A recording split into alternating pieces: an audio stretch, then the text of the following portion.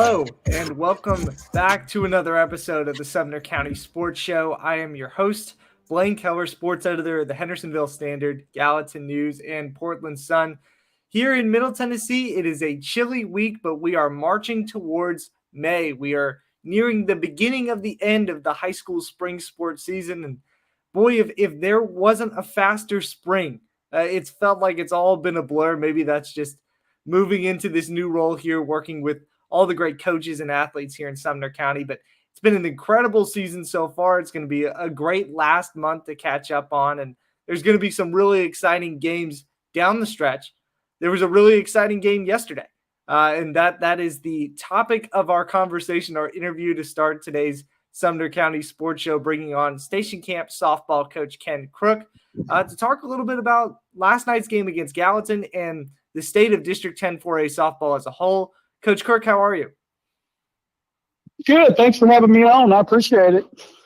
Yeah, we're glad to have you on, Coach, and it's been a pretty incredible kind of turnaround for you guys this season. A little bit of some ups, a little bit of some downs, and come from behind victory last night, 6-5 against Gallatin. I believe there was a walk-off ground ball to win that one. Just to start off here, why don't you tell us about that game and just how wild it was? Yeah, it was kind of crazy. Both teams played really, really well. It's just back and forth game. And Gallatin, for starts, Gallatin's a really good team. He hit the ball really well. And I think they jumped out on us 3-0, I believe. And then we scored a run and then got a couple more runs. And then they jumped ahead, and then we were fortunate enough to walk it off in the bottom of the seventh. Yeah, really interesting one there that, as we'll talk about a little later, will give your team the opportunity to maybe have a tie with Beach and a tie with Gallatin at the end of that regular season district slate. But overall, where does that leave the district at this point? With Beach having 2 losses, Gallatin now having 2 losses, and Station Camp having 2 losses with a couple games left to play. Yeah, I'm not sure, to be honest with you. We haven't really discussed it. I guess that's something we'll talk about in our district meeting. But, yeah, there's a possibility that we could have a 3-way tie. So I don't think it's ever been done as long as I'm here. So I'm not quite sure how it all works out. So we have a district meeting next week, so we'll figure it out. Yeah, and kind of going back to that game last night against Gallatin, with the opportunity to create maybe some history there with that 3-way tie, just talk about the resiliency of your team being at home, having their backs against the wall a couple of times. As you mentioned, Gallatin took that early lead, and the Green Wave took a lead, I believe, at the top of the 7th there before you guys walked it off for the win. Just the resiliency of this squad at this point of the season. Can you talk about that a little bit? Yeah, first, I'm really proud of the kids. We've got a good group, and last night, as far as last night's game, they never quit. We had a couple of senior players that weren't here last night. They were at DECA, so that kind of put us behind the 8 ball a little bit, and we had to have some younger kids kind of step in to some unfamiliar roles. But I was really, really proud of them. They all played really, really well. And, we came out with a win. So we're happy. When you look at these 3 teams, when you look at yourselves, Gallatin, and Beach, especially when observing last night's game against the Green Wave, I'm curious if there are 3 different teams in this race a little bit. Do they have similar playing styles, you 3, or do you feel like there are 3 different playing styles that are clashing against each other to this point of the year? No, there's some similarities, but other than that, no. All 3 teams are good and can beat anybody on a given day. And Hendersonville's playing really, really well too. So let's don't count those out. Those guys out. They can hit the ball as well, and they've got a younger team, but they're scrappy. So, yeah, it's up for grabs as far as our district is concerned. It's really, really an even district. Yeah, looking at the past week or so, I think the past couple weeks for your team, Coach Crook, you rode a 7-game winning streak going into this past weekend before facing Summertown and Joe Burns. Those are two state tournament teams from last year, some really stiff competition there. Just curious what your takeaways from those two games were and maybe how they prepared you for Tuesday night's game. Well, it definitely prepared us for last night's game because, like I mentioned, we had two senior players at DECA, and they weren't here this past weekend. So we had to have younger kids playing against those two teams that you mentioned, which are really, really good. And they got some the younger kids on our team got some really good experience over the weekend. I mean, we only were able to play one game, or one day in 3 games, and they were able to see really good pitching, good defense. So, yeah, it definitely helped us out for last night's game. When you guys get a little bit of momentum like you did in that stretch, winning 7 straight games during the middle course of the regular season, what differences did you notice in your team, if anything at all, from the early part of the season to that point? Well, we had some injuries at the first part of the year, so that kind of set us back a little bit. But these kids are resilient. I mean, it was just a matter of getting accustomed to each other, getting some. I mean, we've had a lot of rainouts, which hurt us. I mean, if you look across the board at some of the other teams, I mean, have got,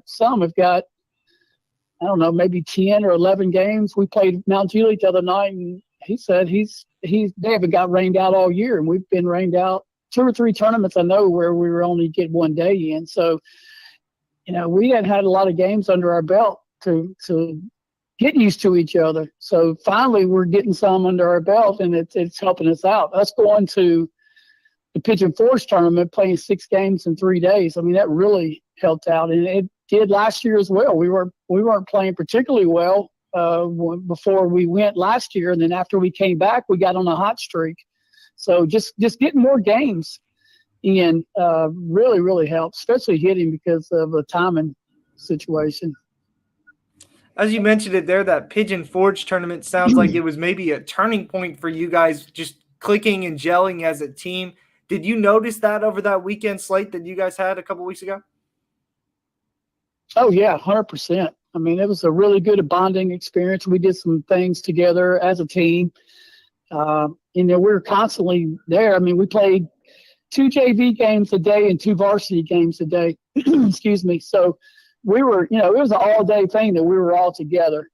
So you could see a big difference after that tournament, how these kids were together and helping each other, having each other's backs, cheering each other on. I mean, that tournament was huge for us. That's why we enjoy it so much. Talking with Station Camp softball coach Ken Crook here on the Sumner County Sports Show.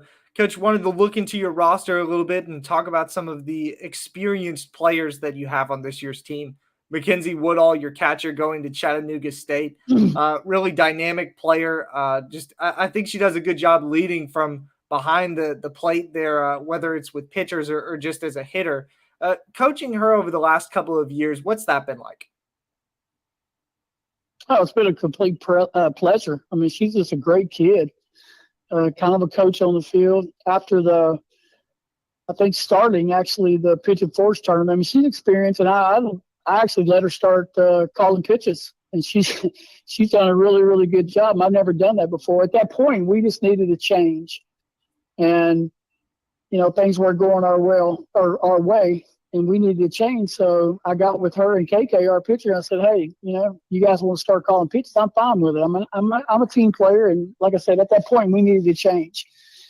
And that helped tremendously because there's some things that I can't see from the side that they can see, especially Matt can see right behind the plate. So, I got no problem with her calling pitches. She's done really, really well. But, I mean, as far as her hitting, I mean, she's been not hitting the way Mac is capable, but she definitely hit the ball really, really well last night. So she looks like to me she's coming out of her, and I wouldn't say slump because she's hit the ball good, but I mean she's hitting the ball the way that we know Mac can. It's really interesting. You don't hear about softball catchers being able to call their own pitches to to their pitchers throughout, especially this area, at least in my experience, as are aware. Typically, coaches are going to call those pitches, or an assistant coach is going to call those pitches from the dugout. You said that's something you're not. Have you ever done that before with any other catcher? No, no, I haven't. But I don't have a catcher that's as seasoned as her either, who's experienced. So, yeah, I mean, like I said, I'm a team player. I got no problem with it whatsoever, and it's made a difference. I'm not gonna lie. I mean, it's made a huge difference. I mean, some of the things, like I said, some of the things that they can see, and KK is really smart too. I mean, KK is like another coach on the field as well. So having those two together, and I mean, there's some times that I wouldn't have called certain pitches, but probably 90% of the time, or 95, they've been spot on. One more I wanted to ask you, Coach, about Mackenzie Woodall and kind of the connection, if there is any, with Addie Lange, the former station camp catcher that went the JUCO route as well, like Mackenzie is. She went to Vol State and is now at Missouri. Are there any similarities between those two players? Just seeing the routes that they're getting to take collegiately, and I'm sure Mackenzie has the same aspirations maybe as Addie, getting to that next level out of the JUCO route. Oh, very similar. I mean, even down to the same number. I mean, they both have the exact same number in high school. But I mean, yes, very much so as far as similarities. I mean, I could tell you a story. Both of them, Addie, when she was here over the summertime, she would wear me out wanting to get the key to facilities so she can get in there and hit or get on the field. And the same, no difference with Max. She's the exact same way. I mean, both players were really hard workers, worked on their game in the off season, played travel ball. Yeah, I mean, that's very, very similar. Of course, those habits, those constant naggings that maybe coaches will tell you about from time to time, where players will wear out a coach trying to get into the facility, trying to get that additional extra practice time. That's what separates players to get them to that college level. Coach, do you feel like there are any other players on your roster right now that are either being viewed by colleges to maybe get to that next level, or have the talent to make it there? I think we've got several on the team that could actually play college if they wanted to. They just don't have the aspirations to, which is fine. That's no problem at all. They just want to go to school and be kids and go to school, But, yeah, we've got 4 or 5 players on the team, maybe even 6. They could play somewhere if they wanted to. They just don't want to. Yeah, we talked about it a little bit earlier with calling pitches there. KK Parrott, I hope I'm saying that right. I don't know quite how to say her last name, but really settling in at the pitching spot after that early season injury that you alluded to before Tuesday's game. She held a 3.75 ERA, 4.42 batting average with 5 home runs and 27 batted in. How have you noticed her kind of getting more comfortable as the season went on? Oh, pitching probably definitely after the Pigeon Forge tournament, and her hitting is just got. I don't think she slowed down hitting. I mean, she started hitting at the first of the year and has been steady. And she is a very strong kid, and she can hit it very hard. She's the one where you're in the cage throwing to her, and you make sure you get out of the way, because if you don't, you're going to get hit or hurt. She's just a strong kid. But no, she's been consistent all year long. She has been a huge factor for us. One more for you here, Coach, then we'll let you go. Station Camp, back-to-back district champions in 10-4A. I know I brought this up the first time that I talked to you at the beginning of this season, but now that this team is gelling a little bit and is clicking and has that opportunity, if they win their last 2 regular season games, to force a 3-way tie potentially in the district, what does Station Camp need to do to maybe secure and clinch a 3-peat when the tournament rolls around? Pretty much the same thing we did last night. I mean, we got to have good pitching. We got to continue to hit the ball the way we're capable of hitting, and make plays. Just don't make mistakes. And we didn't make many mistakes last night. So just those three phases. I know it's cliche, but I mean, you got to hit, you got to play defense, you got to have good pitching in order to keep advancing, especially in the postseason. Station Camp head coach Ken Crook joined us today on the Sumner County Sports Show. Great stuff from you, Coach. Thank you so much for your time. We really appreciate it. Yeah, no problem at all. Thanks for having me. That was, as we mentioned, Station Camp head coach Ken Crook talking a little bit about the Bison softball team as they hit the last stretch of the regular season here. And now we're going to take a little bit of a stretch, a commercial break here. When we come back, we'll give you some Sumner County storylines. Stay tuned. This is the Sumner County Sports Show brought to you by the Tennessee Highway Safety Office.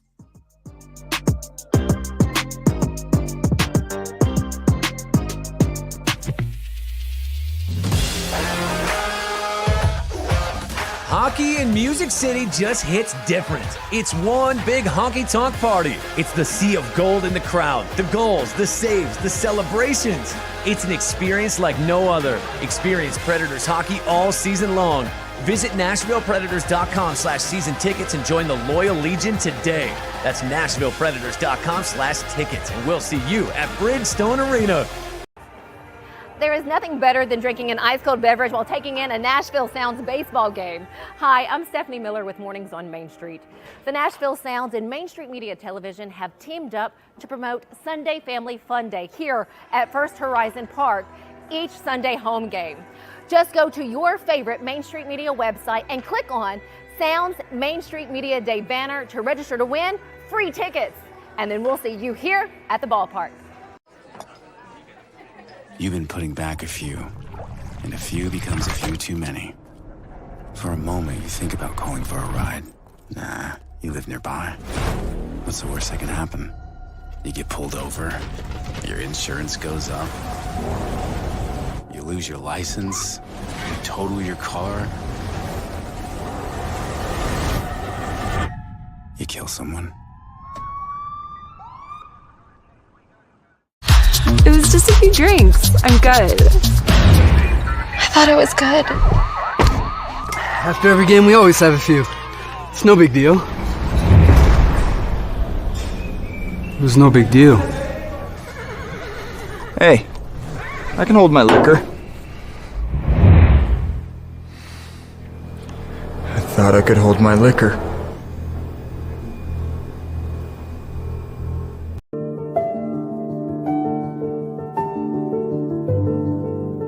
Welcome to the Omni Nashville Hotel.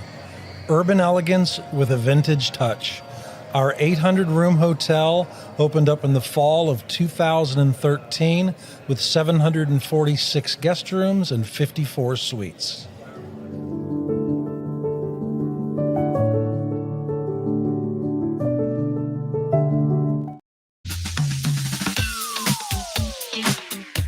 We're back on the Sumner County Sports Show brought to you by the Tennessee Highway Safety Office, where fans don't let fans drive drunk. We're giving you some Sumner County storylines here. District 10-4A, a bit of a log jam as usual. We talked with Station Camp softball coach Ken Crook. On the softball side, of course, it is a log jam right now with the chance of there being a three-way tie for first. A little bit more separation on the baseball side. Hendersonville with a chance to not only force a tiebreaker with them and Beach if they beat Station Camp at home today, but they could also win the tiebreaker, according to my understanding, based on, I think if I'm not mistaken, the first one is common opponents, then it is district record, of course, and then the third tiebreaker being runs against in the district competition, which Hendersonville has an early lead on. But all of that to say, the Commandos pulled out a huge 6-1 win on the road at Station Camp last night. It was a really good game from Belmont Commitment Lake Morris. And another great outing from their pitching staff. If you've been following throughout the season, the Commandos have pitched 4 no-hitters on the year, entering their 30th game of the year. That ties an unofficial state record set in 2006. And just hear these numbers. 184 strikeouts from their top 4 starters and a 2.16 ERA led by Morris, who has a .84 after 7 starts. 42 innings for him, 80 2 strikeouts. .84 ERA, 82 strikeouts. The numbers just speak for themselves. Really, really impressive stuff from Hendersonville's baseball staff. And now they have an opportunity to continue their success, continue that postseason play that they had last year with a really strong rotation. On the softball side, as we said, Station Camp has kept itself alive in that district hunt by beating Gallatin. Last night it was Bria Nettle who got the walk-off ground ball with the bases loaded to beat Gallatin 6-5. Huge win. In case you didn't know, Green Wave were 8-1 in the district up until that point. Their district slate is done. Now they're 8-2. Beach has 2 losses. Station Camp has 2 losses with 2 games to play. So really just a resilient Station Camp team that has an opportunity to maybe get itself back into this conversation here. I think I said earlier in the year that Beach was the favorite. Then last week I'm saying Gallatin's the favorite. Now here I am kind of bragging a little bit on Station Camp. It's just been a really interesting district race this season on the softball side. We had yesterday at Station Camp had an equinox of all 3 sports playing at home. We had a freelancer and a photographer at the softball game for Station Camp Gallatin. I was at Hendersonville Station Camp Baseball, and our photographer Brett Berwiger was at Station Camp Soccer, where Tennessee Wesleyan signee Gavin Bruce and Ryan Hendon both scored to give the Bison a 2-0 win over Shelbyville Central on senior night. 14-man senior class honored for Station Camp. We talked about it last week with Station Camp head coach Jeremy Cook, talking about that soccer matchup that Hendersonville and Station Camp were having up until that point. Just a very experienced team, really exciting team, lots of interesting characters on it. And, going to be an exciting one. I know we talked about this last week, but unfortunately, Hendersonville and Station Camp Soccer was called just seconds into the game last week due to weather, due to lightning striking the pitch or striking around the pitch, I suppose. That was rescheduled for this Thursday. So fortunately for me, I still get an opportunity to see those 2 teams go at it coming up tomorrow. 2 more storylines for you here. Portland's esports team is playing for a Central Region Championship in the Play versus Rocket League competition. They've had an incredible first year as an esports program, as an esports club, really led by an incredible group of players, 3 or 4 guys on that team, of course, in Rocket League. You have 3 that play at one time. That championship is going to be on Thursday against what I believe to be Nebraska's Millard North High School. Just says MN Rats on the Play versus bracket. So I can assume that's Minnesota Rats or it's Millard North. And I think I'm going to go with the latter there. Last Sumner County storyline here. Really interesting one. Pope Prep's Antoine Roberts, a name from a few years ago on the football side, has found a new college football home. He started after going to Pope Prep, went to Wisconsin for a year, was suspended, I believe is the correct terminology there, then hit the transfer portal. Ended up one season at Independence Community College, the site of one of the seasons of Last Chance U, and now is back at the Division I level with Marshall. Will be a really exciting season for him. Marshall, of course, had an incredible year last year, upsetting Notre Dame early in the season. Antoine had 19 touchdowns as a senior with the Knights, had a little over 200 rushing yards at Independence Community College. So really exciting to see him get back to that Division I level. And of course, here on the Sumner County Sports Show, we wish him the best. Best part about all of these storylines outside of maybe one is that you will be able to see each of these stories on the Portland Sun, on the Hendersonville Standard, on the Gallatin News, and on MainStreetPreps.com. So be sure to stick around and maybe search up those sites if you've got a second to see all of what we're talking about and more. Going to take one more break here on the Sumner County Sports Show. When we come back, going to wrap it up with some games to watch, some highlights, some players, all that and more. Stay tuned.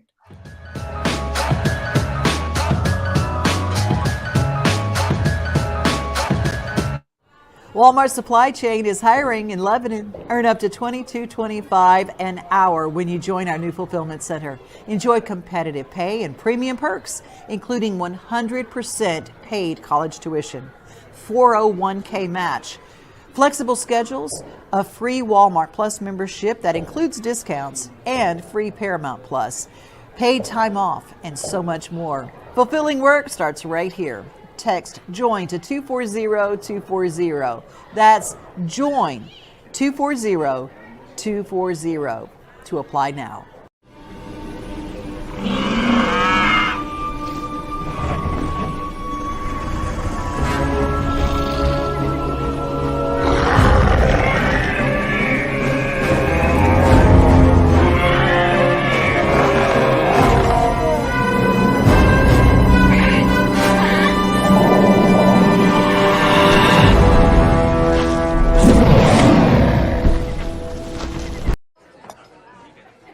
You've been putting back a few, and a few becomes a few too many. For a moment, you think about calling for a ride. Nah, you live nearby. What's the worst that can happen? You get pulled over, your insurance goes up, you lose your license, you total your car, you kill someone. There is nothing better than drinking an ice-cold beverage while taking in a Nashville Sounds baseball game. Hi, I'm Stephanie Miller with Mornings on Main Street. The Nashville Sounds and Main Street Media Television have teamed up to promote Sunday Family Fun Day here at First Horizon Park each Sunday home game. Just go to your favorite Main Street Media website and click on Sounds Main Street Media Day banner to register to win free tickets. And then we'll see you here at the ballpark. It's just a few cocktails at happy hour. It's just a few cocktails at happy hour. You really good try. There aren't any cops around. I didn't think there were any cops around. I drink and drive all the time. Sir, you've been in a serious crash. I need you to hang on, okay? Tell me your name, sir. Where you are right now?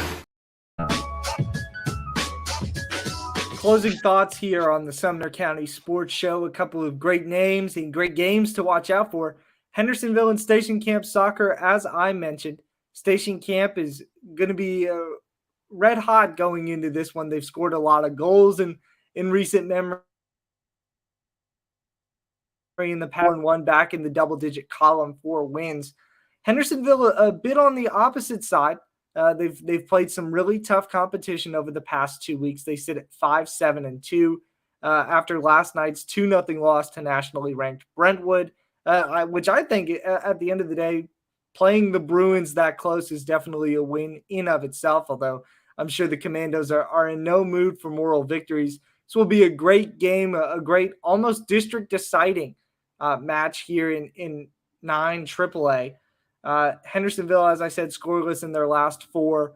It's going to be a good one on Thursday at Drakes Creek. I hope to see you there. And then some names to watch out for. Lake Morris had an incredible past 2 starts. He threw a no-hitter earlier last week, and then he threw 15 strikeouts and 120 pitches, the TSSAA limit against Station Camp last night in a 1-run game. But I got to give some love to his rival as well, Gallatin's Ty Selchow. Pitched 6 innings of 1-run ball in relief against McGavick. Needed just 67 pitches to strike out 7. Just a great performance from both of those guys. One of them stepping in from the start and delivering. The other coming in relief and giving the Green Wave a win. That's going to wrap us up here on the Sumner County Sports Show, brought to you by the Tennessee Highway Safety Office. Thank you again to Ken Crook of Station Camp Softball for joining us. And thank you, as always, for watching. We'll see you next week.